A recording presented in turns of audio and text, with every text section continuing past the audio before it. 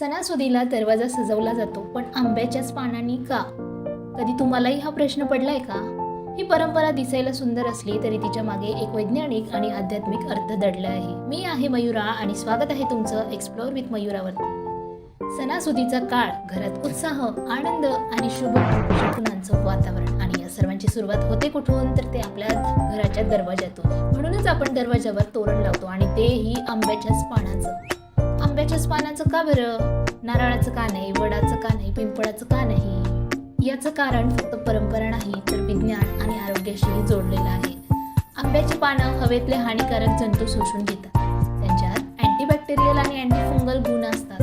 हे घरातला वातावरण शुद्ध ठेवतं आणि सकारात्मक ऊर्जा निर्माण करतात. आंब्याच्या या पानांतून निघणारा जो सौम्य वास असतो तो कीटकांना दूर ठेवतो आणि त्याचबरोबर प्राणशक्ती वाढवतो, असं आयुर्वेदात म्हटलं जातं. म्हणजेच हे तोरण फक्त सजावट म्हणून नाही, तर ते घरात नैसर्गिक सुरक्षा कवच आहे.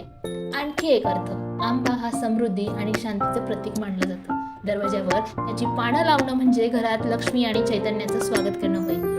म्हणून प्रत्येक सण, प्रत्येक मंगल क्षण दरवाजावर आपण आंब्याच्या पानांनीच सजवतो. परंपरेतून आलेला हा संदेश सांगतो की सौंदर्य फक्त दिसण्यातच नसतं, तर ते आपल्या संस्कृतीच्या विचारात असतं. काय मग, तुम्हालाही माहिती होतं का हे सगळं? नसल्यास आता लक्षात ठेवा, आणि पुढच्या सणाला जेव्हा आंब्याची पानं लावाल तेव्हा फक्त सजावट नाही, तर त्यामागचं विज्ञानही आठवा.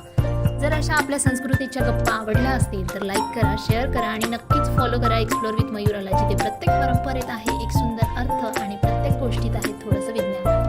पुन्हा भेटू लवकरच एका नव्या पारंपरिक कथेसोबत. तोपर्यंत हसत राहा, शिकत राहा आणि आपल्या संस्कृतीचा अभिमान बाळगा.